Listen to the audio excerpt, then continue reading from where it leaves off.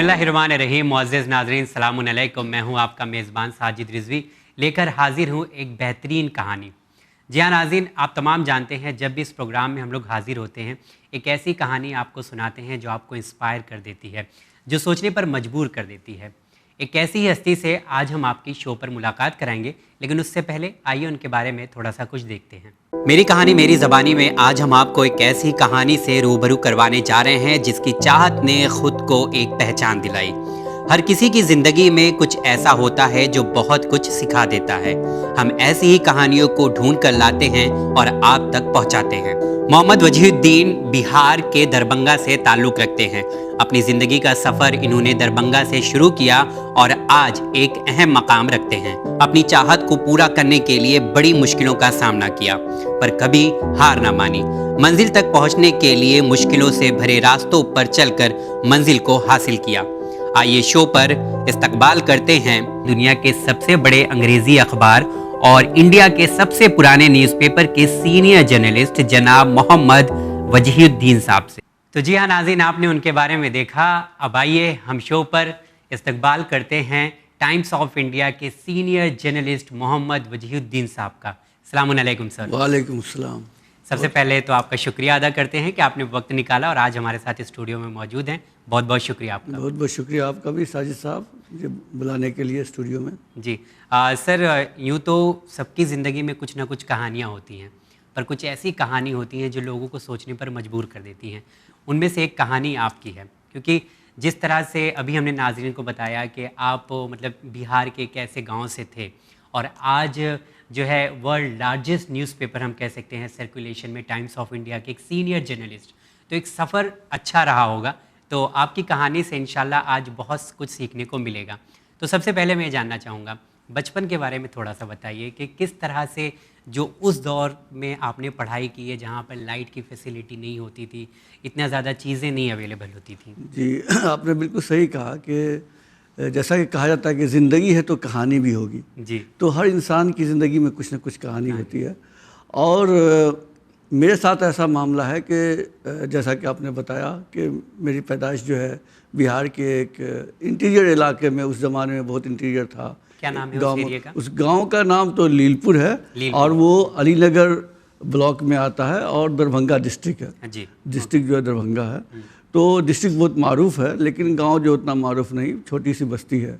तो जब मुझे याद आता है कि आपने कहा कि बचपन के बारे में, तो मुझे याद आता है कि जब हम पढ़ते थे, जो पहला मकतब हमारा था वो मिट्टी की दीवार हुआ करती थी। अच्छा। और ऊपर छपरे होते थे। छपरे मतलब कि वो थैच जिसको बोलते हैं, यानी कि घास फूस के जो होते हैं, जो बनाए जाते हैं, फूस का मकान कहा जाए। तो वो चारों तरफ से दीवार थी और एक कमरा था और उसके बाद हम लोग के बैठने की जगह होती थी। और जो बैठने के लिए जो है वो जो बोरिया जिसको बोलते हैं, जो उर्दू में बोरिया नशीब बोलते हैं, तो असल में हम लोग वही थे। यानी अपनी वो काइंड ऑफ टाट का जो होता हाँ, वो ले जाते थे। और खुद ले जाते थे। और अम्मी जो है वो स्लेट को जो है वो अच्छा से उसको तैयार करती थी, पुताई उताई करके उसके बाद लेके जाते थे और किताब जो है हाथ में बगल में दबाया और लेके जाया, फिर शाम में लेके आ जाते थे। तो हालांकि स्कूल बहुत करीब था मेरे घर से, ज़्यादा दूर नहीं, वो स्कूल था प्राइमरी स्कूल। लेकिन जब हम हाई स्कूल में गए तो इत्तेफाक से उसी हाई स्कूल में मेरे अब्बा टीचर भी थे। अच्छा। तो मेरा जब दाखिला हो गया था तो वहाँ करीब जो है 3-4 किलोमीटर, अब समझिए कि डेली पैदल जाना घर से दूर। जी, दूसरे गांव में जाना होता था। और ये सिलसिला चलता था गर्मियों में भी, बरसात में भी, जाड़ा में भी, सब सारे मौसम में। और कभी स्कूल, चूँकि अब्बा वहाँ थे तो स्कूल स्किप करने का कोई सवाल ही नहीं होता, बंकिंग करने का कोई मतलब ही नहीं है। तो आपके वालिद मोहतरम एज़ अ टीचर वहाँ? यहाँ मेरे वालिद जो है वही टीचर थे, वहीं पढ़ाते थे। तो लेकिन ये आप कभी स्कूल नागा भी नहीं कर सकते थे? कभी नहीं। अरे वाह। शायद ही कभी स्कूल बंद हो जाए या मौसम ख़राब हो तो मेरे अब्बू ज़रूर जाते थे। हम लोग ज़्यादा बारिश हो गई या मौसम ख़राब है या इसका इम्कान रहा कि स्कूल नहीं चल पाएगा तो खुद कहते थे कि आज तुम लोग मत जाओ, लेकिन उनका जाना होता था। तो ये था। और जैसा कि आपने कहा, उस ज़माने में बिजली नहीं थी मेरे गाँव में। बिल्कुल सही है, बिजली तो अब आई है 10 साल पहले। अच्छा। और हमारे यहाँ बिजली नहीं थी, तो हम लोग जो पढ़ाई करते थे वो लालटेन जानते ना, जो शहर के लोग जो है, पता नहीं आज के बच्चे लालटेन समझे या नहीं समझे। मिट्टी का तेल, हाँ, मिट्टी का तेल जलता है और उसमें जो है वो शीशा होता है। तो उसका मामूल ये था कि शीशे को जो है रोज़ हम खुद साफ़ करते थे। अच्छा। और उसको जो है साफ़ी से चूँकि उसमें धुआं होता था तो काला हो जाता था। और जब चूँकि मैं रात में बहुत देर तक पढ़ता था और ख़ास करके जब मैट्रिक में आया था तो मुझे एक जुनून तारी हो गया था, स्कूल में टॉप करना था मुझे 10th क्लास में। चूँकि मेरे अब्बा थे उस स्कूल में टीचर थे, तो एक उनकी प्रेस्टीज का सवाल भी हो गया और दूसरा ये हुआ कि मैं 5वीं क्लास से उस स्कूल में 6ठी क्लास से टॉप करता आ रहा था। 9th में किसी वजह से मैं 4th पे चला गया। तो मेरे अब्बा ने भी कहा और कुछ और टीचर्स ने कहा कि तुमको इस बार प्रूव करना है। It was a challenge. इस बार it was a big challenge for me और उसको मुझे प्रूव करना था कि मुझे टॉप करना है। तो बहुत ज़्यादा मेहनत की अल्हम्दुलिल्लाह मैंने। और चूँकि यंग थे, पढ़ने के अलावा और कोई काम नहीं, आज के ज़माने की जैसे डिस्ट्रैक्शंस नहीं, कोई मोबाइल नहीं, कोई टेलीविज़न नहीं, कुछ नहीं, सिवाय पढ़ने का और कोई काम नहीं था। खेल धूप था लेकिन ज़्यादा उतनी दिलचस्पी नहीं थी चूँकि मुझे पढ़ना था। तो पढ़ते पढ़ते ऐसा रहा कि हमने स्कूल में टॉप किया। फिर जो है डिस्ट्रिक्ट में मेरी पोजीशन आई, अल्हम्दुलिल्लाह बहुत अच्छे मार्क्स आए हमारे। तो जो डिसाइड किया था वो मार्क्स आ गए थे। हाँ, बल्कि तवक्को से ज़्यादा आ गया कि हम इतना नंबर कैसे आ गया मुझे। इसके बाद क्या हुआ? उसके बाद 10th के बाद क्या हुआ कि मेरे तो इंटरमीडिएट में कहीं से मुझे एडमिशन हो सकता था क्योंकि इतने उस ज़माने में मार्क्स पे होते थे, एंट्रेंस टेस्ट होता नहीं था। तो कई जगह से ऑफ़र आए, अलीगढ़ भी अप्लाई किया गया, अलीगढ़ मुस्लिम यूनिवर्सिटी, और पटना में किया गया, दरभंगा में किया गया, हर जगह से मुझे इंटीमेशन लेटर आया कि आप आइए दाखिला के लिए। तो कैसे अप्लाई कैसे किया था आपने अलीगढ़ के लिए? अलीगढ़ में ऐसा हुआ कि मेरे भैया जो है हमसे बड़े एक भाई हैं, वो जो है गए थे वहाँ और फिजिकली वहाँ गए और उन्होंने फॉर्म जो है पहले जाना पड़ता था फॉर्म लेने के लिए। जी, या बाई पोस्ट भी कर सकते थे जी। लेकिन वो चूँकि खुद गए देखने के लिए, कुछ मालूम करने, पहली बार अलीगढ़ कोई मेरा ख़ानदान का कोई गया नहीं था अलीगढ़। अच्छा, इससे पहले कोई नहीं गया था, मेरे रिश्तेदारों में भी कोई नहीं गया थे। तो मैं पहला ख़ानदान का लड़का था रिश्तेदारों में था कि जो अलीगढ़ मतलब दरभंगा शहर से बाहर पढ़ने के लिए गया था। नौकरियाँ करने के लिए लोग गए थे, नौकरियाँ करने के लिए लोग कलकत्ता जाते थे, दिल्ली में कुछ लोग थे, लेकिन पहली बार जो है कोई लड़का शहर से डिस्ट्रिक्ट से बाहर जा रहा था। तो मेरे भाई 1-2 महीना पहले जाके वहाँ फॉर्म जमा कर दिया और मुझे वहाँ से लेटर आ गया। फिर मेरे दादा के भाई थे, चचेरे दादा, उनके कुछ स्टूडेंट्स वहाँ पढ़ते थे पहले से, तो वो चूँकि जानते थे उनको, तो उनका पता लेकर के फिर जो है मेरे चचेरे दादा जो है वो गया साथ में मेरा एडमिशन कराने के लिए। अच्छा। और बड़े अरमानों से एडमिशन लिया गया, बड़ी खुशी हुई पूरे खानदान। आपकी ख्वाहिश थी अलीगढ़ मुस्लिम यूनिवर्सिटी में पढ़ाई करने की? मेरी ख्वाहिश से ज़्यादा जो है मेरे वालिद की ख्वाहिश थी और वो असल में चाहते थे मुझे डॉक्टर बनाना। अच्छा जी, तो इसी ख्वाब को लेकर के वो गया वहाँ के डॉक्टर बनेगा। उसकी एक वजह ये थी कि वहाँ जो मामला ये था कि अलीगढ़ में उस ज़माने में या आज भी ऐसा है कि जो 12th का स्टूडेंट हो जाता है, जो 12th वहाँ से करता है उसको इंटरनल माना जाता है। जी बिल्कुल। तो 50% उनकी सीट्स रिजर्व होती है इंटरनल्स के लिए। तो ये था कि ये अगर जो उनको लगा कि बहुत तेज़ ज़हीन लड़का है, ये जो है आराम से निकाल लेगा मेडिकल और उसके बाद यहाँ जो है ये पढ़ाई करेगा और डॉक्टर बन जाएगा। लेकिन वहाँ जाने के बाद फिर अलग मामला हो गया। वो ये हुआ कि चूँकि मैं हिंदी मीडियम से आया था जी, और वहाँ मैंने लड़कों को देखा जो लड़के कॉन्वेंट के थे वो अंग्रेजी तोता के जैसे बोलते थे। जी, तो मुझे मेरे दिल में बहुत तमन्ना जागी कि कॉम्प्लेक्स भी हुआ कि यार ये क्या बात है, मैं जानता तो मैं भी समझता मैं भी हूँ लेकिन मैं अंग्रेजी बोल नहीं सकता हूँ। बिल्कुल। तो एक रोज़ जो है अंग्रेज़ी के एक टीचर थे, उनके चैम्बर में घुस गया मैं और मैंने उनसे क्लियर कट कहा कि सर मैं हिंदी मीडियम से आया हूँ, ये लड़के अंग्रेज़ी बोलते तो मुझे अजीब सा लगता है, मैं क्या करूँ सीखने के लिए, कैसे मैं इम्प्रूव करूँ। तो उन्होंने कहा बेटा बहुत आसान है, तुम जो है अंग्रेज़ी अखबार और मैगज़ीन्स पढ़ो, किताबें पढ़ो और तुम्हारी वोकेबलरी जो है वो स्ट्रॉन्ग हो जाएगी। जब वोकेबलरी स्ट्रॉन्ग हो जाएगी तो तुम समझने लगोगे, जब समझने लगोगे तो तुम उसको बोलने भी लगोगे, माहौल का असर होगा जी। तो वो मंत्रा जो है वो मुझे दिल में लग गया, उनकी बात लग गई और ऐसी लगी कि मुझे एक जुनून सवार हो गया अंग्रेजी सीखने का। यानी फिर मोहब्बत हो गई, ऐसी मोहब्बत हुई कि it was my first love and it continues till today. तो ऐसा हो गया, उस जुबान से, फिरंगी जुबान से मेरी ऐसी मोहब्बत हुई कि साहब मैंने जो एक छोटा सा कॉपी बनाया, नोटबुक बनाया और मौलाना आज़ाद लाइब्रेरी जो अलीगढ़ में बहुत बड़ी वसी लाइब्रेरी है, हज़ारों किताबें वहाँ हैं और वहाँ दुनिया भर के रसायल और मैगज़ीन्स अखबारात सब आते हैं।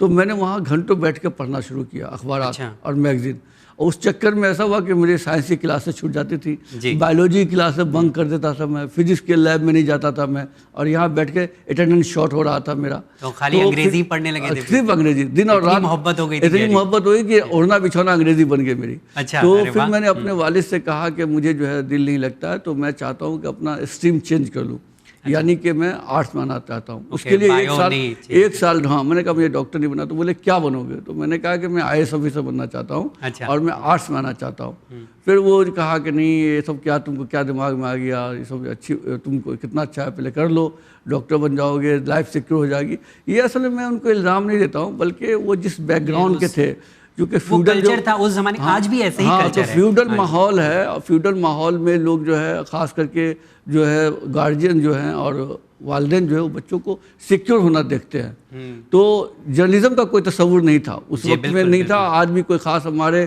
कम से कम हमारे पस मंज़र में जहाँ जो इस बैकग्राउंड से मैं आया वहाँ नहीं था कि कोई ये भी कोई चीज़ होती है। लोग हमेशा डॉक्टर इंजीनियर, हाँ डॉक्टर इंजीनियर्स बहुत हुआ था, MBA कर लिए, और नहीं कुछ हुआ तो टीचर्स बन गए अनफॉर्चुनेटली। हालांकि टीचिंग जो है बहुत नोबल प्रोफेशन है। मेरे ख़ानदान में बहुत टीचर्स हैं, मेरे दादा टीचर थे, मेरे अब्बा टीचर, दादा के भाई टीचर, मेरे चचा टीचर, मेरे एक भाई बड़े भाई टीचर, मेरा जो छोटा भाई है वो भी प्रोफेसर है, लेकिन टीचर ही है बेसिकली। वो जवाहरलाल नेहरू यूनिवर्सिटी में प्रोफेसर है। तो वो आज भी है, वो टीचर है। मेरी बहन टीचर है। तो बहुत खानदान में बहुत टीचर्स हमारे। तो मैं उस ट्रेंड को चेंज करना चाहता था। मैं टीचर तो नहीं बनना चाहता था, लेकिन यह है कि डॉक्टर बनने के लिए कहा तो वो दिल नहीं लगता था मेरा उसको पढ़ने में। तो फिर मैंने कहा कि मुझे जो है आर्ट्स में करना है। तो ऐसा हुआ कि वहाँ से जब मेरा दिल नहीं लगता था पढ़ने में, तो रिजल्ट भी अच्छे नहीं आए। तो फिर मुझे वहाँ से 2-3 साल के बाद जो है 3 साल के बाद वहाँ से मेरे वालिद ने पुल आउट कर लिया, ले लिया। खुद गया वहाँ से, ले आया अलीगढ़ से, और पटना में मेरा दाखिला कराया गया।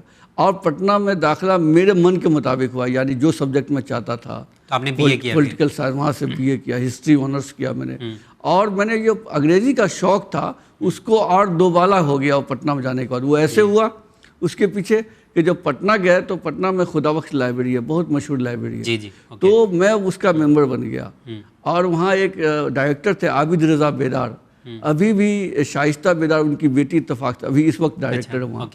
तो आबिद रज़ा बेदार साहब, तो बहुत बड़ी लाइब्रेरी है, बहुत बड़ी। वो एशिया की चंद लाइब्रेरियों में है जहाँ मखतूतात बहुत कदीम है, और लाखों किताबें हैं, और दुनिया भर के लोग रिसर्चर्स आते हैं। पटना सिटी, पटना, यस, पटना के हार्ट में है, दिल में है, बिल्कुल। तो क्या हुआ कि वहाँ आना जाना, फिर वहाँ मेंबर बन गया मैं।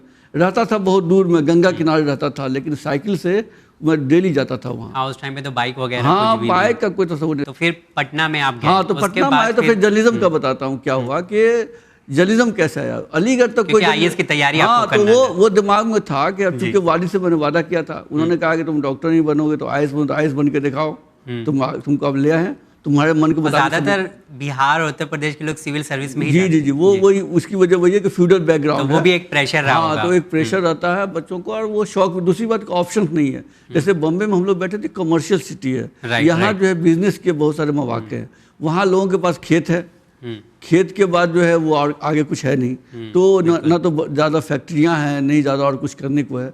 तो लड़कों के पास सरकारी नौकरियाँ जो हैं वही ज़्यादा होती हैं। उसमें भी जो अच्छी नौकरियाँ होती हैं सिविल सर्विस की तरफ जो है, वो बच्चे ज़्यादा जो थोड़े से ज़हीन हुए, माँ बाप भी चाहते हैं कि वो जाना चाहिए। तो मेरे साथ भी ऐसा ही था। लेकिन ये हुआ कि अलीगढ़ में भी उसके बाद जो खुदाबख्श लाइब्रेरी की बात मैं कर रहा था, तो वहाँ जब मैंने पढ़ना शुरू किया तो मैंने वाइड रीडिंग शुरू कर दी। ये नहीं कि सिर्फ कोर्स की किताब पढ़ता था, कोर्स की किताब में कम पढ़ता था, बाहर की चीज़ें बहुत ज़्यादा पढ़ता था, लाइक नॉवेल्स और हाँ, कभी खुशवंत सिंह को पढ़ रहा हूँ, कभी MJ अकबर को पढ़ रहा हूँ, कभी सलमान रुश्दी को पढ़ रहा हूँ, कभी किसी को पढ़ रहा हूँ, हिस्ट्री पढ़ रहा हूँ, पॉलिटिकल साइंस पढ़ रहा हूँ, नॉवेल्स पढ़ रहा हूँ, यानी जो मिलता था उसको चाटते चले जाते थे। तो उसमें ये हुआ कि फिर जो मेरे शौक़ पैदा हुआ कि लिखने का।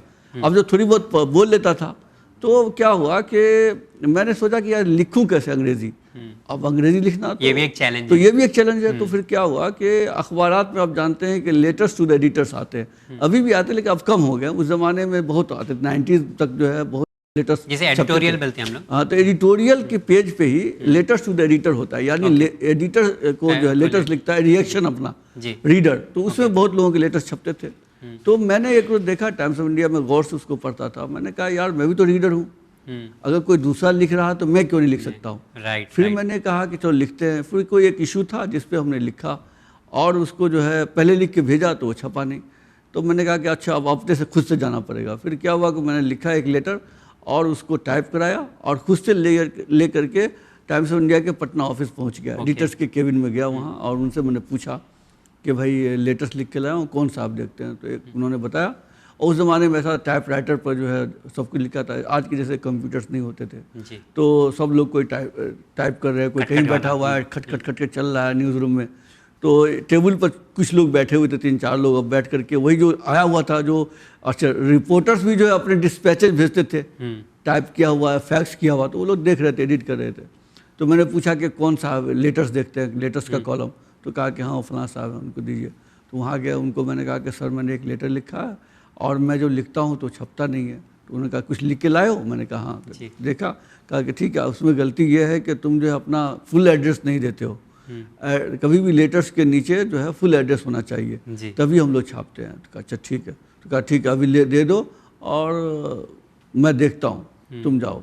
फिर मैं 2 दिन 4 दिन वेट करता रहा, बहुत बेचैनी हुई। मिला रोज मैं देख रहा हूँ लेटर आया कि नहीं आया, आया कि नहीं आया, आया कि नहीं आया। एक रोज देखा कि आया और आया तो उसकी सूरत बदली हुई थी। क्योंकि हमें तो उतनी अंग्रेजी आती नहीं थी। तो उसमें पंक्चुएशन की गलती है, उसमें और भी कई गलतियाँ थी। उन्होंने सब काट के दुरुस्त करके उसको जो छापा। साहब उस दिन तो खुशी थी ऐसी कि ईद से भी ज़्यादा खुशी हुई। उस दिन आर्टिकल आया, आपका लेटर आया था। और आज आप खुद जो है अल्हम्दुलिल्लाह। तो कमाल की बात यह कि उसी अखबार में तो वो जो है वो लेटर छपा। उसके बाद ऐसा हुआ कि लेटर लिखने का जो है मेरा सिलसिला शुरू हो गया। अच्छा। और एक ज़माने में मेरे 3-3 लेटर्स छपते थे टाइम्स ऑफ इंडिया पटना में एक हफ्ते में। एक हफ्ते में यानी कॉलम्स भी कई थे। तो उससे लेटर से जो है गया में और कई दूसरी जगहों में लोग मुझे जानने लगे कि और कहते थे कि ये कौन आदमी है कि इसका लेटर्स कैसे इतना छपता है जी, क्या लिखता है कि इसका लेटर्स इतना छपता है। तो मैंने समझ क्या लिखते थे वो उसका टेक्निक मैंने समझ गया था। उसमें ये होता, अब मैं चूंकि जर्नलिज्म में हूँ तो मैं समझता हूँ कि लेटर्स क्यों किसका छपता है। उसमें ये होता है कि सबसे पहले आप टॉपिकल होना चाहिए, यानी कोई आज का इशू है उस पर आप बात कीजिए। दूसरा ये कि जो कोई आर्टिकल छपा है उसको रिएक्शन आप दीजिए, रिएक्ट कीजिए उस पर कीजिए कि फलां साहब का कॉलम छपा है उसकी इंचुस। और अगर तीसरा पॉइंट ये है छपने का कि ज़्यादा वजह यह है कि अगर आप कॉन्ट्रास्टिंग व्यू देते हैं, यानी कि एडिटर्स ने जो पॉइंट पकड़ा है आप उसके उल्टा अपोजिट कर रहे हैं। अपोजिट कर रहे हैं आप उसको बोलते हैं कॉन्ट्रेरियन व्यू, यानी कि जो कुछ बोल रहा है you are giving a different view. Yes, हम डिफरेंट व्यू दे रहे हैं जो आपका नहीं है। और उससे आप जो है आर्गूमेंट दे रहे हैं आप अपनी कि ये ऐसे होना चाहिए, ऐसे होना चाहिए। हालात हाजरा पे तबसरा हो रहा है, कुछ हो रहा है। तो उस अंदाज में मेरी वो आदत बन गई थी, वो स्पिरिट मेरे अंदर पैदा हो गई। कभी कई इश्यूज होते थे नेशनल इंटरनेशनल, उस पर मैं जो है बराबर लिखता था, उसका जवाब देता था और वो मैं आर्गूमेंट करता था। जो कुछ एडिटोरियल में आया है या किसी ने लिखा है उसके आर्टिकल से, तो मैं बहस करता था उससे अपने लेटर्स में, इसलिए मेरे लेटर्स छपते थे ज़्यादा। तो वो मेरी एक तरह से बैकग्राउंड बनी जर्नलिज्म में। ये बात रहेगी ये 92 के, हाँ वही 92 से लेकर के 91-92 से लेकर के हाँ 91-92 से लेकर के 94 तक चला ये मामला। अच्छा, मैं जब तक रहा पटना में। फिर 94 के बाद मैं दिल्ली चला गया। तो आपका ग्रेजुएशन पूरा हो गया था पटना पूरा हो गया। पटना में आपने आईएएस की तैयारी नहीं किया? नहीं, मैं तो जर्नलिज्म की कर रहा था। वहाँ उनको ऐसा लगा कि इसको जो है, फिर किसी ने कहा या मैंने भी कहा कि मुझे जर्नलिज्म की तरफ आ रहा है। मेरा एक छोटा भाई था जो बैंक की तैयारी करता था, उसने कह दिया अब्बा से कि इनका दिमाग नहीं लग रहा है, ये तो फिर जर्नलिस्ट बनना चाह रहे हैं। अच्छा। तो मेरे अब्बा को बहुत गुस्सा आया। फिर उन्होंने कहा कि ये क्या है, अब घड़ी घड़ी तुम जो अपना बदल रहे हो, ट्रैक बदलते रहते हो। तो कुछ थोड़ी सी मुझे जहनी कुछ परेशानी भी हुई और साइकेट्रिक इशू भी हो गया। फिर एक साइकेट्रिस्ट से मिला मैं, मुझे रात में नींद नहीं आती है। वो जो कॉन्फ्लिक्ट था ना 2 जनरेशन का, वालिद कुछ चाह रहा है, बेटा कुछ चाह रहा है। तो फिर डॉक्टर ने कहा कि उससे मैं मिला, डॉक्टर ने कहा कि देखो ऐसा है, तुम्हारा जो ये कॉन्फ्लिक्ट हो रहा है, तुम जो चाहते हो वही करो। मैं तुमको बताता हूँ, मशवरा देता हूँ, कुछ दवाई देता हूँ। दवाई दी, उसने कहा कि तुमको अच्छी नींद आएगी, 1 महीना तुम दवा खाना, तुम्हारे दिल में जो है वही करना, लेकिन तुम ये जगह छोड़ दो पटना। इसलिए छोड़ दो कि तुम घर के करीब लोग आएंगे, तुमको हॉन्ट करेंगे, तुम्हारे पीछे पड़े रहेंगे, इसलिए तुमको कुछ दिनों के लिए आज़ाद रहना है। जी, ओके। We yourself. साइकोथेरेपिस्ट ने आपको सजेस्ट किया? हाँ, वो मुझे साइकेट्रिस्ट ने साइकेट्रिस्ट, बड़ा साइकेट्रिस्ट था, नाम मैं उसका भूल गया। उसने दवा दी और उसने कहा जाओ, और बेटा बोला कि sky is the limit for you, the world is waiting for you, you go, you live Patna and you go wherever you want to go. Do you want to go to Delhi? Go to Delhi. वहाँ जाओ, वहाँ रहना, तुमको दिल में जो करना वही करना जी। तो फिर जो है वहाँ मैं गया और कहा कि, और उसने डॉक्टर ने एक और बात कही कि वालिद को नाराज़ भी नहीं करना, मुझे करना था नहीं।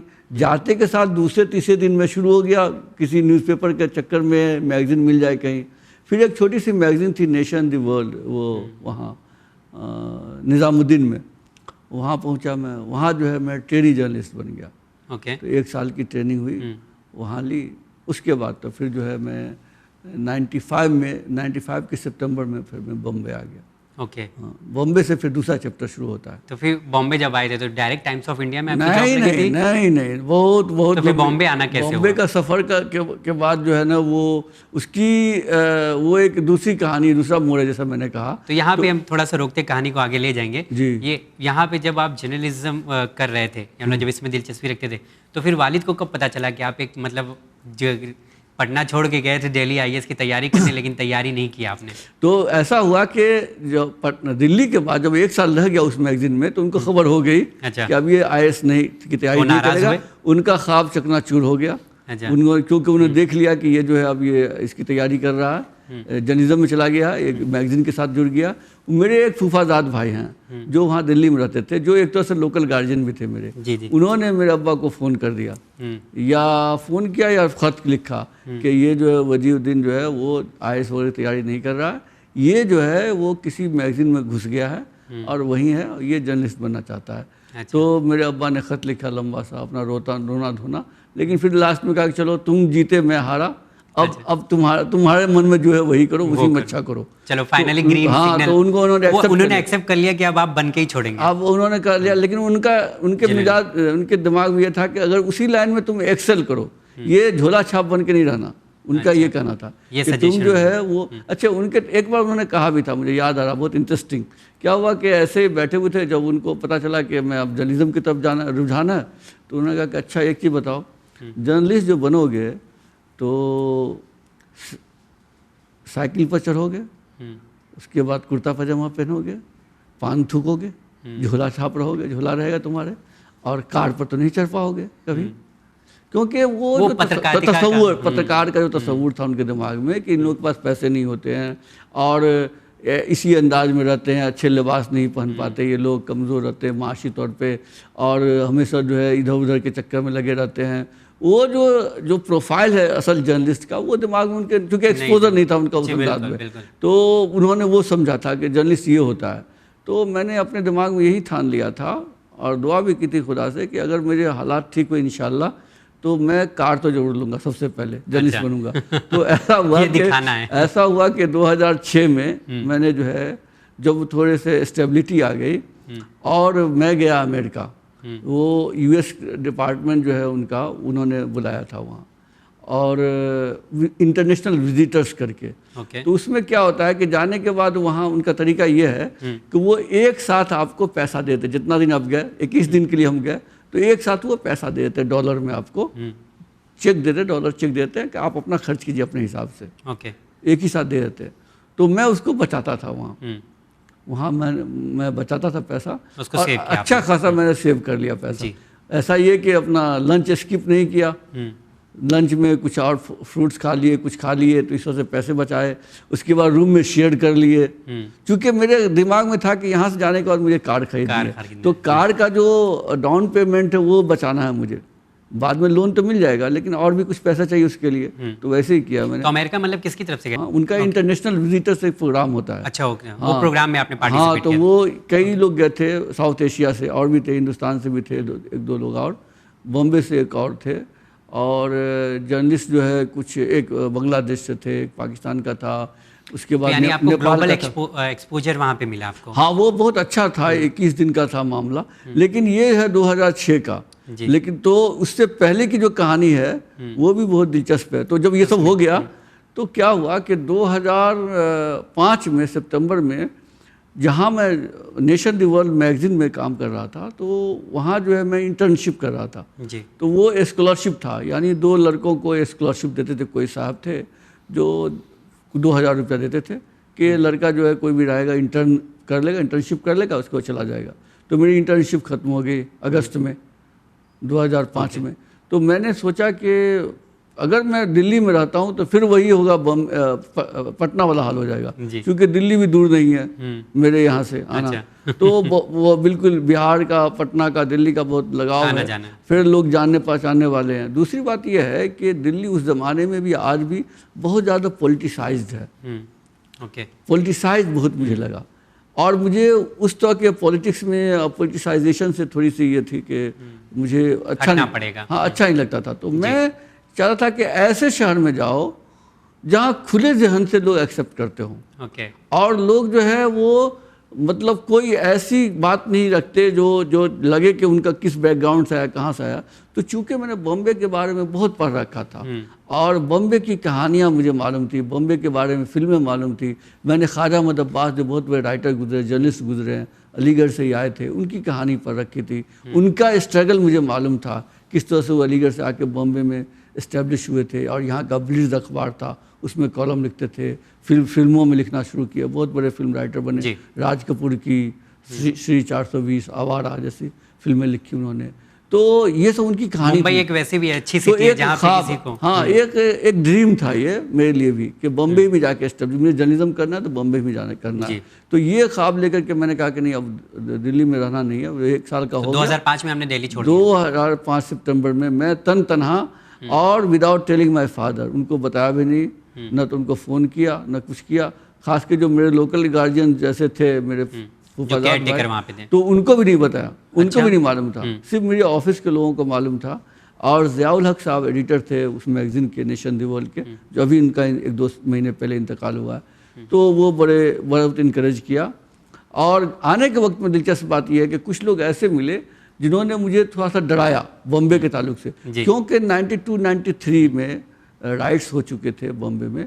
तो लोगों ने कहा कि वहाँ जो है जाओगे तो मुसलमानों के ताल्लुक से बहुत गुस्सा है, गम गुस्सा है, और फिर ब्लास्ट हो गया था, तो वहाँ तुम्हें कौन जो है पैरवी करेगा, तुम्हारे लिए कौन जाके किसी से बात करेगा। भय का माहौल थोड़ा सा। हाँ, और कोई गॉड फादर नहीं है तुम्हारे पास, कोई जानने वाला नहीं है, अनजान शहर है, इतना बड़ा शहर है, कहाँ रहोगे, कहाँ खाओगे, यहाँ तो बहुत सारे लोग हैं सपोर्ट करने वाले। तो मैंने अपने दिल में कहा कि ऐसी भी कोई नफरत, इतनी ज़्यादा आंधी आई होगी, लेकिन इतनी हिंदुस्तान इतना बुरा नहीं हुआ है। चूँकि मैं पढ़ता था, बिल्कुल। तो मुझे मालूम था कि मोहब्बतें अभी हैं जिंदा, और कोशिश करने वालों की हार नहीं होती है, ये मुझे मालूम था। तो मैंने कहा कि मुझे अपनी लड़ाई खुद लड़नी पड़ेगी, मुझे क्यों गॉड फादर चाहिए। भाई जो भी दुनिया में या खास के बड़े शहरों में जो लोग भी आए हैं, उनका कोई गॉड फादर नहीं होता, सपना लेके आते हैं और यहाँ पे पूरा करते हैं, और वो खुद सेल्फ मेड होते हैं आदमी। बिल्कुल। तो और दूसरी बात, अगर गॉड फादर है भी तो कब तक आपकी मदद करता रहेगा। बिल्कुल, आपको सपोर्ट एक हद तक देगा ना। बिल्कुल। इसीलिए आप ये देख लें, तमाम लोगों की तारीख है कि जो लोग कामयाब हैं, बहुत ज़्यादा कामयाब हो गए किसी भी फील्ड में, उनके बच्चे उस फील्ड में नहीं चल सके जहाँ कंपटीशन है, क्योंकि वो उनके अंदर वो टैलेंट नहीं था। हालांकि वो प्लेटफॉर्म बना दिया, फिल्मों से लेकर के क्रिकेट और भी दूसरे फिल्म में आप चले जाइए, फिल्म कई सारे मिसाल ऐसी मिल जाएगी कि वो तो खुद बहुत बड़े स्टार बन गया वो अपने फील्ड के, लेकिन उनका बेटा कामयाब नहीं हो पाया, उस नाम नहीं कमाया। क्यों? उन्होंने प्लेटफॉर्म तो दे दिया, लेकिन उसके आगे चलने की जो ताकत है, उसके अंदर टैलेंट, वो टैलेंट नहीं है ना। वो टैलेंट कहाँ से लाएगा? वो तो उसके बाप के अंदर था या माँ के अंदर था। बिल्कुल। तो इसलिए जो सेल्फ मेड मैन होता है वो कभी गॉड फादर की या क्रशेस का इंतजार नहीं करता कि बैसाखी मिल जाएगी फलां साहब की तो हम बढ़ जाएंगे, वो नहीं। इसलिए मैं कहता हूँ आज के नौजवानों से कि आप जो है अपना रास्ता खुद चुनिए और अपनी लड़ाई खुद लड़िए आप। बिल्कुल। तो जब तक आप जो अपनी लड़ाई खुद नहीं लड़ेंगे, कोई साथ नहीं देगा। हजार, जैसे अल्लामा इकबाल ने कहा, 1000 चश्मे तेरे संग राह से फूटे, 1000 चश्मे तेरे संग राह से फूटे, खुदी में डूब कर ज़र्बे कलीम पैदा कर। ये जो ज़र्बे कलीम है, मूसा के बारे में कहा गया है। मूसा के अंदर लाठी दिया दरिया में, दरिया रास्ता दे देता था। तो ये ताकत जो अल्लामा इकबाल कहते हैं कि अपने आप में डूब करके अपने अंदर वो सलाहियत पैदा करो कि वो जो है तुमको रास्ता दे। तुमको रास्ता बनाने के लिए इधर उधर भटकने की जरूरत नहीं है, या दूसरों की मदद, हाँ मदद लोग आते जाएंगे। मैं अकेला ही चला था जी, वो मजू सुल्तानपुरी का है, मैं अकेला ही चला था जानवी मंजिल मगर, लोग साथ आते गए, कारवां बनता गया। जब कारवां जो बनेगा आपको चलना पड़ेगा ना, किसी को चलना पड़ेगा ना। तो मैंने जब सोच लिया कि मुझे जर्नलिज्म करना है तो फिर उसके सामने आए रास्ते, और खुद ब खुद रास्ते बनते जाते हैं। ऐसा तो फिर टाइम्स ऑफ इंडिया तक कैसे पहुंचा? टाइम्स ऑफ इंडिया फिर उसकी भी लंबी कहानी है। फिर क्या हुआ कि 2 साल जो है, मैं लगभग 2 साल बॉम्बे में बहुत भटका इधर उधर। कुछ नहीं था ना आपका खुद का घर था ना जॉब थी जब आए? कुछ नहीं, कोई नहीं, मुंबई में कोई जॉब भी नहीं लगी थी जब आप आए? कुछ नहीं। तो हमारा एक जूनियर था, वो 2 बरादरान है, तो सिद्दीकी बरादरान, उन्होंने जो है वो तारिक और खालिद सिद्दीकी, वो इत्तेफाक से मेरे अब्बा के दोस्त भी हैं, अभी हैं याद से, और वो टीचर्स भी साथ में थे। तो उन्हीं का एक बेटा जो है, वो तारिक जो है, जहाँ मैं दिल्ली में रहता था जामिया मिलिया के पास में, वो जो है उनके कुछ दोस्त थे जो बॉम्बे में रहते थे, उसके नाम से ख़त ले लिया। तारिक ने मुझे दे दिया उसको ख़त कि वजीर भाई जा रहे हैं और ये जर्नलिज्म करना चाहते हैं, बॉम्बे में रहेंगे, 1 महीना तुम अपने पास रखना, फिर अपना रास्ता देख लेंगे। अब वो लोग आए, वो लोग सब बैचलर थे मेरे ही जैसे, यहाँ काम करते थे। 1 महीना क्या कि 4 साल उनके साथ रहा। अच्छा। इतना ज़्यादा घुल मिल गया। तो लेकिन 2 साल तक बहुत परेशानी रही, ये कि कभी ये दिल का 2005-6 में 1995 की बात कर रहा हूँ। ओके। 94 में मैं वहाँ से निकला था, 95 में यहाँ पहुँचा। ओके। और बॉम्बे पहुँचा सितंबर में, 8 सितंबर मुझे याद है। तो 1995 से 1997 तक जो है बहुत स्ट्रगल का पीरियड रहा, कोई ख़ास काम नहीं था। फिल्मों में भी मैं 1-2 राइटर्स के पास यहाँ वहाँ जाता रहा इधर उधर, लेकिन मैंने देखा कि वो सब चलने वाला नहीं है। वो सलीम जावेद का दौर नहीं रहा, वो वहाँ ग्रुपिज़म है, आपको कोई प्रमोट करने वाला हो, किसी हर जगह किसी सीढ़ी की ज़रूरत पड़े, हाँ कोई जानने वाला हो तो है, फिर राइटर्स की वो कदर नहीं रही, वो सब ज़माना बदल गया था।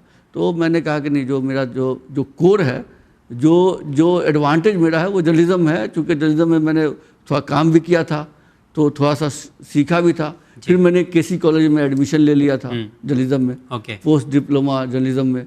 एक छोटी सी मैगज़ीन थी वहाँ चंबूर में, तो वहाँ लग गया था मैं। वहाँ जाता था, पहले माहिम में रहता था, वहाँ से जाता था चंबूर से फिर शाम में ट्रेन पकड़ के वीटी से पैदल जो है चल के चर्च गेट में क्लास करने के बाद फिर जो है ट्रेन पकड़ के माहिम जाता था। रात में, सुबह में 8 बजे निकलता था, रात 8 बजे पहुँचता था, 9 बजे पहुँचता था। यानी पहले ऑफिस जाते थे, फिर कॉलेज जाते थे, फिर घर जाते थे। फिर घर जाते थे 1997 में ये हाँ 97 की बात है। तो उसी में क्या हुआ कि वहाँ से जो है एशियन एज के एडिटर के नाम जो है आकार पटेल एडिटर थे, उनके नाम से जो है ख़त ले लिया, लेटर ले लिया, प्रिंसिपल के नाम ने दे दिया कि ये इंटर्नशिप करना चाहते हैं। वहाँ जाके हमने जो है इंटर्नशिप किया। वहाँ से जो है फिर मुझे उन्होंने अगले दिन कहा कि आ जाओ ज्वाइन कर लो।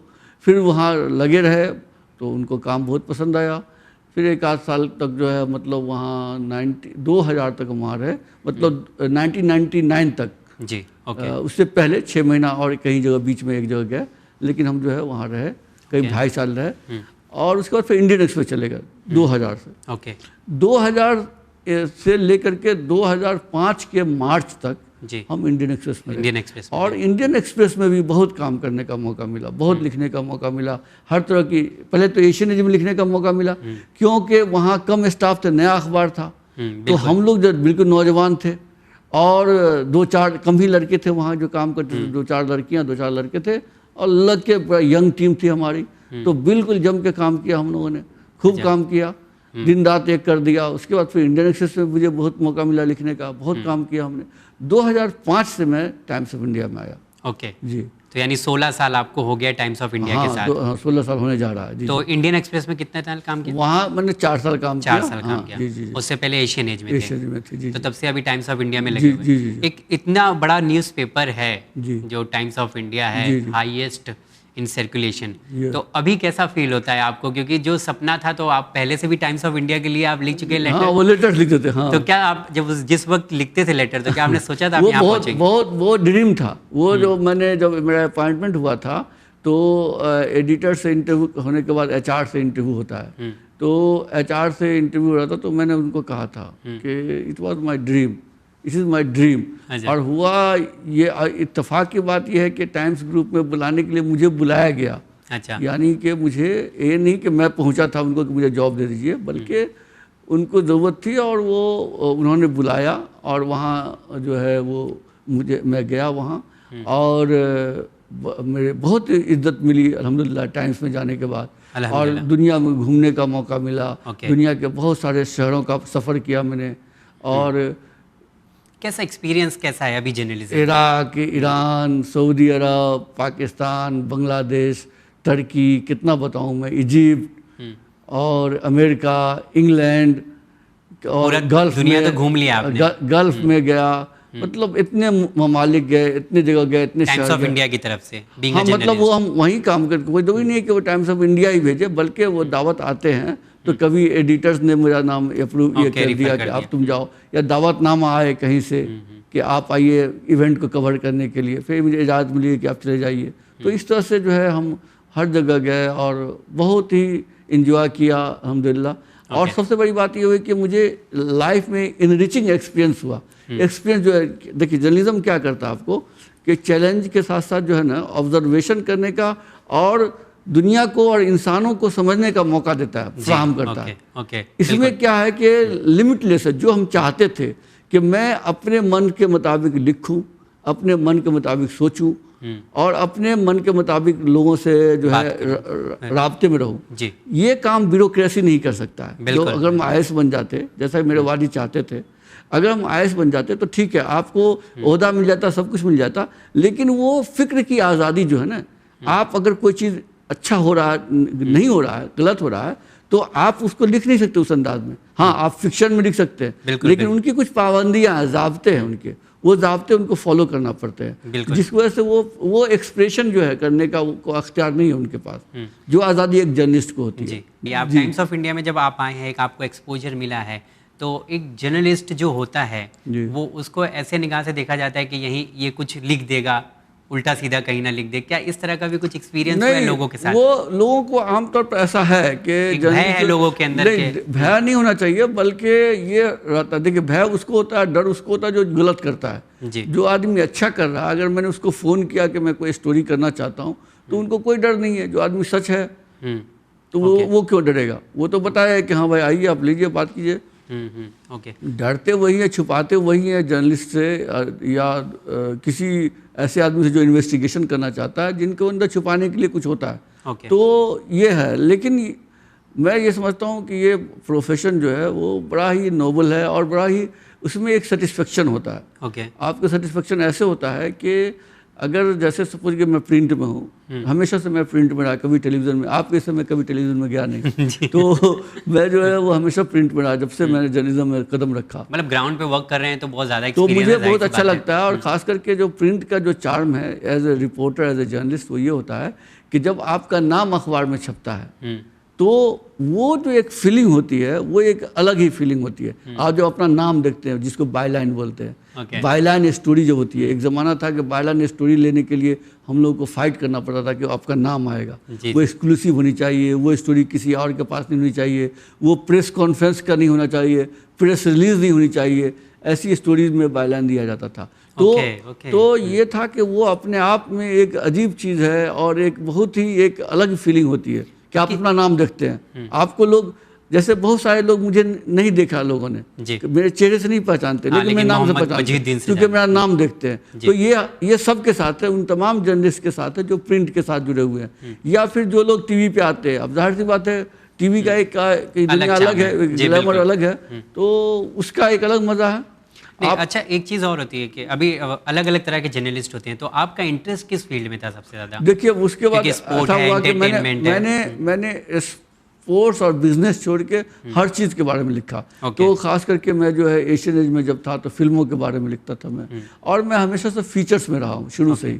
तो फीचर्स की में ये होता है कि कोई ऐसी स्टोरी नहीं है जो पहले नहीं कही गई है, लेकिन वो किस अंदाज में आप कह रहे हैं ये फ़र्क पड़ता है। फीचर राइटर का यही कमाल होता है, वो थोड़ा सा उसमें क्रिएटिविटी लाता है, ज़ुबान अच्छी होती है, थोड़ा रिसर्च करता है। तो मैं हमेशा फीचर्स में रहा।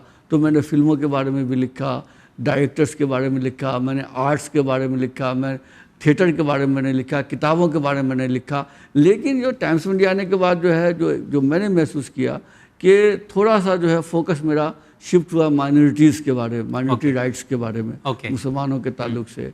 चूँकि मैं उर्दू पढ़ता हूँ तो उर्दू दुनिया में क्या चल रहा है, उर्दू अखबारात में क्या छप रहा है, ये सब चीज़ें जो है वो मैं गाहे बगाहे बताता रहता हूँ। फिर मेरी नज़र उस पर रहती है, चूँकि ये भी अपने आप में एक बहुत अहम शोबा है, एक अहम चीज़ है कि आप उन लोगों, जर्नलिज्म का मकसद क्या होता है कि जो लोग डिप्राइव्ड हैं, यानी you are giving voice to the voiceless, जिनके पास आवाज़ कहने के लिए कुछ है, बहुत कुछ, लेकिन उनकी कोई आवाज़ मौका नहीं मिलता उन्हें कहने के लिए। उनको तो उनको आप बनते हैं, आप उनके लिए जो है व्हीकल बनते हैं, आवाज़ बनते हैं। सर बहुत शुक्रिया, क्योंकि बहुत सारी बातें हैं जो आपकी ज़िंदगी से हम लोग सीख सकते हैं, लेकिन एक मैसेज चाहूँगा कि आप उन लोगों को इस चैनल के ज़रिए दे, इस प्रोग्राम के ज़रिए, जो लोग पैशन रखते हैं, बनना चाहते हैं, ख्वाहिश रखते हैं कि मैं एक अच्छा सहाफ़ी बनूं, एक अच्छा जर्नलिस्ट बनूं, तो उन्हें किन बातों का ख्याल रखना चाहिए? क्योंकि आज एक ऐसा दौर है, मीडिया का दौर है, जहां पे लोग जर्नलिज्म में आना चाहते हैं, इस फील्ड में, तो कुछ टिप्स आप देना चाहेंगे उन लोगों को? देखिए, ये बहुत अच्छी बात है, बहुत अच्छा सवाल आपने किया कि मैं तो चाहता हूँ जहाँ भी मौका मिलता है नौजवानों से ये कहता हूँ कि आप जो है वो ट्रेडिशनल जो 2-4 फील्ड है उसके अलावा भी सोचिए आप। अक्सर लोग डॉक्टर, इंजीनियर्स, MBA ये कर लिया, वो कर लिया, लेकिन जर्नलिज्म बहुत ही अच्छा, और आजकल चूँकि अगर पैसे के हिसाब से देखें तो बहुत ही अच्छे जर्नलिस्टों को जो है वो अच्छी खासी सैलरी भी मिलती है, तो और ये फील्ड बहुत बड़ा है। तो इसमें आने के लिए सबसे पहली बात तो ये है कि उनको पढ़ना पड़ेगा। चाहे वो टेलीविज़न में जाएं या वो प्रिंट मीडिया में, उनको पढ़ना पड़ेगा, ज़्यादा से ज़्यादा पढ़ें, वो लैंग्वेज पे कमांड करें, और वो करंट टॉपिक से बाखबर रहें, अखबारात बराबर पढ़ें, रेडियो सुनें, टेलीविज़न देखें, और वो चीज़ों को समझें कि हम जो है करंट टॉपिक्स में क्या हो रहा है। दूसरी बात ये है कि इसमें डेडिकेशन होना चाहिए। शुरू में बहुत ज़्यादा आपको परेशानी होगी, आपको एडिटर्स बहुत भगाएगा, दोहराएगा। ये अच्छा, आपकी भी स्टोरी कभी रिजेक्ट हुई है? हाँ, होती है, बहुत सारी होती है, ऐसा कोई परेशानी की बात नहीं, कुछ नहीं होता। कभी कभी ऐसा, अच्छा, कुछ लोग ऐसा बोलते हैं कि एक स्टोरी तो लाना ही लाना है, कैसे भी करके, कुछ इस तरह का भी माहौल है?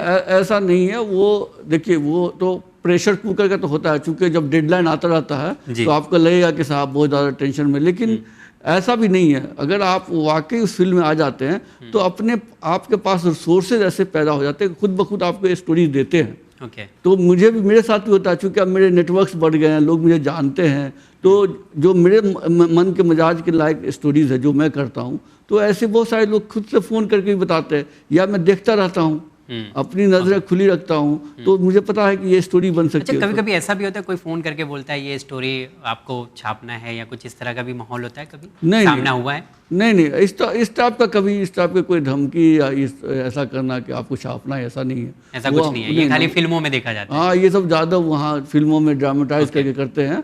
एक आध केस होता होगा, लेकिन मेरे साथ ऐसा कभी नहीं हुआ कि कोई मुझे धमकी दे, ऐसा तो किसी ने हिम्मत नहीं की। चलिए बताइए, और क्या ध्यान रखना है बच्चों को?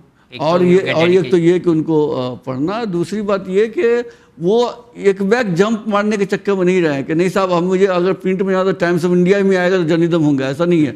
आप छोटे अखबार से शुरू कीजिए, जैसे हमने किया था। तो आपको ज़रूरी नहीं है कि जो टॉप मोस्ट अखबार है उसी में जाइए। क्यों कि वहाँ पहली बात तो लोग ऑलरेडी मौजूद बहुत हैं, उनके पास जो है जगह भी हो सकता है खाली नहीं हो, तो बेहतर है कि आप छोटे अखबारात में जाके पहले अपने आप को प्रूव कीजिए, आप अपने आप को एस्टेब्लिश कर लीजिए, आपका नाम हो जाए। और सब बीट बटा हुआ होता है, जैसे कोई क्राइम की स्टोरी करता है, कोई स्पोर्ट्स की करता है, कोई कम्युनिटीज़ की करता है, कोई एंटरटेनमेंट करता है, पॉलिटिक्स करता है, तो आप अपने आप को एस्टेब्लिश कर लिए। जब आपका नाम उसमें एस्टेब्लिश हो जाएगा तो खुद ब खुद बड़ा अखबार आपको बुलाता है, क्योंकि उनको चाहिए आदमी ऐसे लोग। तो अगर ये रास्ता अपनाएंगे, और पेशेंस बहुत ज़रूरी है इसमें, पेशेंस बहुत ज़रूरी है। कोई ज़रूरी नहीं है कि जो कुछ आपने लिखा वही छपेगा, ऐसा नहीं है। ऐसा नहीं आपको वेट अच्छा, सपोज आप एक स्टोरी लिखते हैं तो क्या इसको वेरीफाई करता है टाइम्स ऑफ इंडिया? कैसे, मतलब एक थोड़ा सा प्रोसीजर बता दें तो समझ में। उसका ये होता है कि जब हम लिखते हैं तो पहली बात तो क्या आइडियाज़ जो है वो हमारी टीम में जाता है, जो बॉस होते हैं, जो हेड होते हैं उसके एडिटर, तो वो जो है उसको देखते हैं कि अच्छा ये, उसके बाद आगे गो हेड लिखो आप। लिखने के बाद जो है फिर वो उसके बाद जो है वहाँ सब एडिटर होता है, वो सब एडिटर के पास जाता है, सब एडिटर उसको चेक करता है, कुछ में फैक्चुअल एरर है, कुछ और उसमें जोड़ना है, घटाना है, तो वो कर देते हैं। चलिए सर, बहुत बहुत शुक्रिया। एक आखिरी राउंड होता है जिसे रैपिड फायर हम लोग कहते हैं। जी। हम आपके सामने सवाल रखते हैं, आप उसका जवाब दीजिएगा। जी। जल्दी। तो शुरू करते हैं, तैयार हैं आप? जी बिल्कुल। सबसे पहला सवाल, आपकी कामयाबी का सेहरा आप किसके सर बांधना चाहते हैं? कौन है आपके पीछे जिसे आप क्रेडिट देंगे?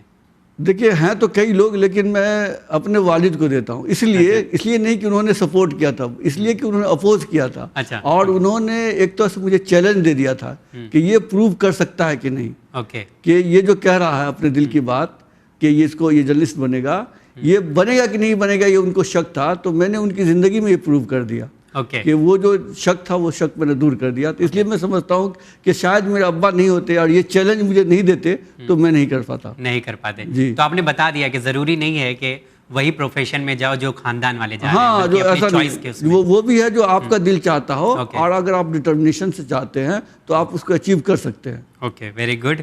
चलिए, अभी आप यंगस्टर को क्या कहेंगे कि अपने फ्री टाइम में क्या करना चाहिए आज के दौर में? बहुत अच्छा आपने सवाल किया। यंगस्टर्स को मैं देख रहा हूँ कि ज़्यादातर वक्त अपना मोबाइल पे बिताते हैं, व्हाट्सएप यूनिवर्सिटी में जाते हैं। मेरा ये कहना है कि अब ये वक्त बर्बाद नहीं करें, वो पढ़ें। और वो पढ़ने के लिए कोई ज़रूरी नहीं कि नेट पे ही पढ़ें, पढ़ने के लिए बहुत कुछ है, कहीं से पढ़ सकते हैं, लेकिन वो ज़्यादातर बेशक ज़्यादा अच्छा होगा कि किताबें पढ़ें। और वो खाली वक्त में, जैसे मैं गांव जाता था तो अपनी मैगज़ीन को अपने अब्बा से छुपा करके मैं जो है तकिए के नीचे रखता था, क्योंकि वो चिढ़ते थे कि खाली मैगज़ीन क्यों पढ़ता है।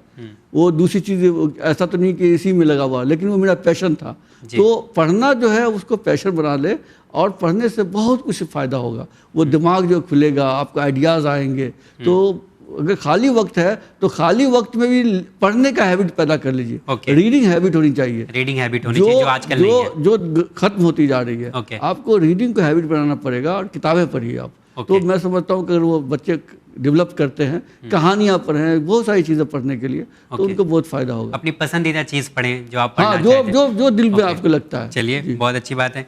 दो अच्छी बात जर्नलिज्म की आपको क्या लगती है, जर्नलिस्ट प्रोफेशन की?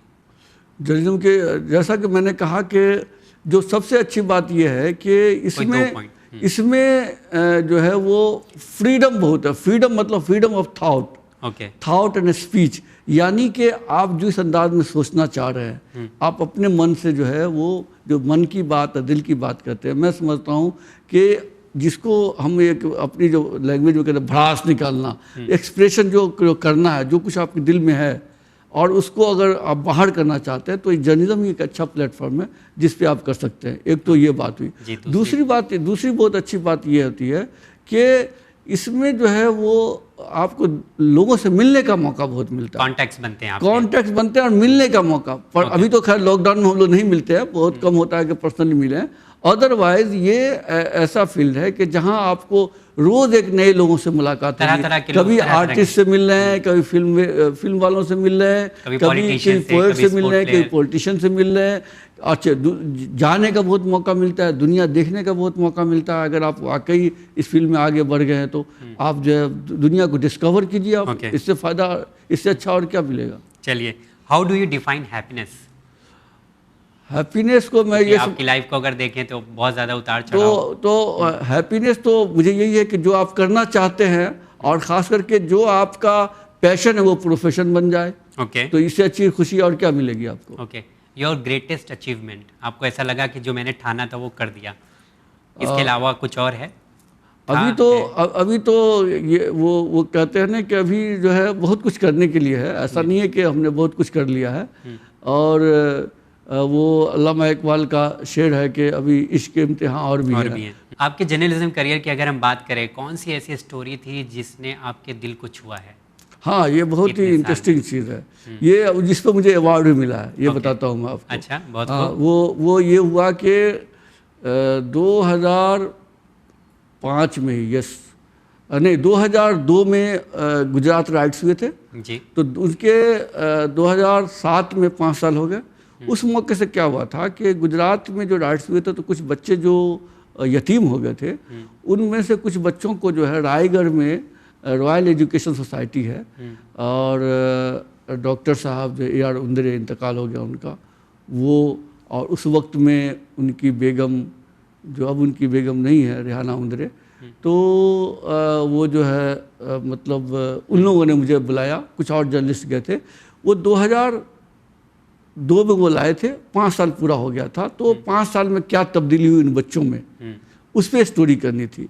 तो मैं गया था यहाँ से और मैंने उसके बारे में लिखा उन बच्चों को के बारे में, और जो मैंने उनकी खुशी देखी, जो ज़िंदगी उनकी बदल गई। चूँकि 2002 की मैंने देखी थी, जो मायूसी, जो गुस्सा, ये नेचुरल है। आपके छोटे बच्चे हैं, आपका वालिद को मार दिया जाए, आपकी माँ जो है के साथ बदसलूकी की जाए तो गुस्सा होता है। लेकिन उन बच्चों के चेहरे पर जो खुशी देखी, उनकी आंखों में जो चमक देखी, तो मुझे बहुत अच्छा लगा। जब मैंने वो स्टोरी लिखी तो मुझे जो है एक अवार्ड मिला, जो नेशनल था, फिर मुल्क से बुलाया गया था, मतलब उनको मदऊ किया गया था मज़ामीन का। ये इंडियन जर्नलिज्म एक ऑर्गेनाइजेशन है जर्नलिज्म का, जो बड़ा आपको अवार्ड से नवाजा। तो उसमें कई एंट्रीज थी, उसमें से मुझे एक अवार्ड मिला था उस साल। चलिए, वंडरफुल। तो वो मुझे लगता है कि ये बहुत ही अहम काम था, बहुत अच्छी स्टोरी था। आज भी उस स्टोरी को देखता हूँ तो मुझे बड़ा अच्छा लगता है। आपको लगता है कि कुछ आपने अच्छा कवर किया था? दिल को छू गया वो। ओके, चलिए, बहुत अच्छी बात है। जर्नलिज्म को फोर्थ पिलर ऑफ डेमोक्रेसी का कहते हैं जी। तो आप इससे मतलब कितना सहमत हैं आज के दौर में? ना, मैं हमेशा, बहुत अहम है डेमोक्रेसी का फोर्थ। हालांकि उसके बारे में बहुत सारी बातें कही जा रही है आजकल, और बिल्कुल सही भी है कि उसके वक़ार को, उसकी इज्जत को, जर्नलिज्म का जो वक़ार था, उसको कुछ लोगों ने, बेवकूफ़ों ने जो है घटा दिया है, जिसको गोदी मीडिया कहते हैं। यानी कि मीडिया का काम जो है वो सिस्टम का साथ देना, उस अंदाज में ये नहीं है कि वो आप उसके जो है वो भागीदार बन जाए, बल्कि सिस्टम में कुछ कमी है तो उसको उजागर करना, ये मीडिया का काम होता है। तो फोर्थ क्यों क्या कहा गया है कि डेमोक्रेसी जो है वो डिसेंट होना चाहिए, यानी कि अपोज भी करने वाले लोग होने चाहिए। जो आप बात करें, कोई जरूरी नहीं कि ये बात मुझे भी पसंद हो।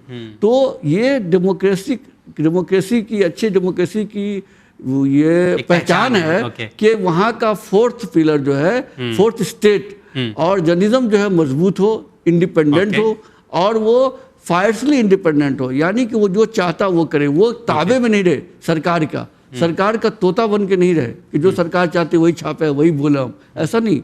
बल्कि गलत है तो आप बोलिए, बोलने की हिम्मत होनी चाहिए। ये अगर जर्नलिज्म करता है तो असल वो पिलर है। फेक न्यूज़ को अगर प्रोड्यूस करना है और या जेन्युइन न्यूज़ को प्रोड्यूस करना है तो कौन सा एक्सपेंसिव है इसमें से? सवाल समझ रहे हैं आप शायद? देखिए, वो ये तो अपने ऊपर है कि हम किसका साथ दे रहे हैं। अगर वाकई हम फेक न्यूज़ का साथ दे रहे हैं तो वो उतना ही आसान हो सकता है, मुश्किल हो सकता है। जेन्युइन न्यूज़ और जो रियल न्यूज़ है, असल न्यूज़, ऐसा सुना है कि जेन्युइन न्यूज़ जो होती है वो बहुत एक्सपेंसिव होती है, बहुत महंगी होती है। इससे पैसा ही मुराद नहीं है, लेकिन एक हिम्मत की भी नहीं। वो जाहिर सी बात है, सच बोलना आसान नहीं है ना। आप जो है, जो सच बोलता है तो उसके लिए आपको उसके कॉन्सिक्वेंसेस भी होते हैं। तो जो सच बोलने की सजा भी भुगते लोगों ने। लेकिन यह है कि आप जो न्यूज़ है, न्यूज़ बोलिए, आप फेक क्यों करें? और फेक जब करेंगे तो जाहिर सी बात है फिर उसकी इज्जत नहीं रहेगी। ओके, अगर आपको अपने बारे में 3 वर्ड्स में डिस्क्राइब करना है तो आप क्या क्या बोलेंगे अपने बारे में? कौन से ऐसे 3 वर्ड्स हैं? Describe yourself. मैं समझता हूँ कि मैं जो है थोड़ा ज़िद्दी हूँ। ओके। और ज़िद्दी इस मामले में हूँ कि जो चीज़ ठान लेता हूँ कोशिश करता हूँ कि उसको पूरा करूँ। ज़िद मुझे हो जाती है उसकी, और उसको, और फिर ये मैं समझता हूँ कि मुश्किलात जो है वो मेरे लिए चैलेंज है, मुश्किलात रुकावट नहीं है। ओके। तो उसको मैं चैलेंज के तौर पर लेता हूँ।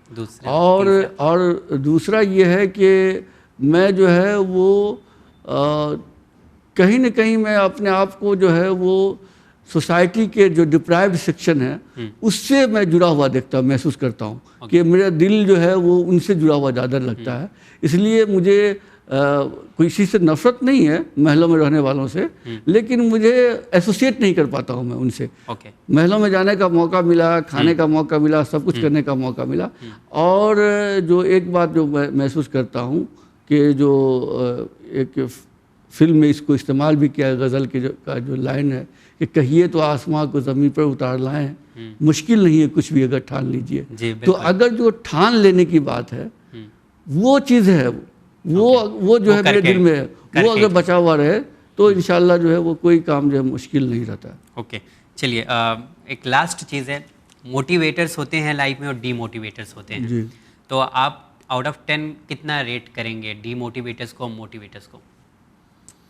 मैं डीमोटिवेटर्स को तो 0 दूंगा, और मोटिवेटर्स को 10 से भी ज़्यादा आप देना चाहें तो दूंगा। क्योंकि उसकी एक वजह यह है कि मोटिवेशन जो है वो बहुत ज़रूरी है। पॉजिटिव लाइट दिखाना। और मेरा ये मानना है कि अगर आप किसी को मोटिवेट ना कर सकते तो डिमोटिवेट भी मत कीजिए। कोई आपके सामने आए कोई सवाल लेकर के, तो आप उसको यूं ही नकार मत दीजिए। हो सकता है कि वो उसका सवाल एब्सर्ड हो, बिल्कुल गलत लगता हो, लेकिन आप उसको डिमोटिवेट मत कीजिए। आप वो तशफ़ी वक्त नहीं दे सकते हैं तो बट उसको डिस्करेज और डिमोटिवेट नहीं करना चाहिए, क्योंकि ज़िंदगी जो है बड़ा वो हर कुछ आसान नहीं है। ज़िंदगी में सब कुछ आसानी से नहीं मिल जाती है। तो उसके लिए जब हम मोटिवेट नहीं करेंगे, ख़ास के अपने छोटों को, बच्चों को जो हमसे कम उम्र में है, तजुर्बा में कम है, माशी तौर पर हमसे कमज़ोर है, उनको हिम्मत देने की ज़रूरत है, उनको मोटिवेट करने की ज़रूरत है। और आज के बच्चों को जो इतने ज़्यादा डिस्ट्रैक्शंस में जुड़े हुए हैं, वो फेसबुक, इंस्टाग्राम और पता नहीं क्या क्या, व्हाट्सएप, इतनी चीज़ें हैं, इस पर लगे हुए हैं। तो उनको जो है मोटिवेट करने की और परपेचुअली मोटिवेट हमेशा करने की ज़रूरत है। ये जब तक नहीं करेंगे तो मैं नहीं समझता हूँ कि गाड़ी जो है ज़िंदगी आसानी से चलेगी। तो ये उसकी बहुत ज़रूरत है जी।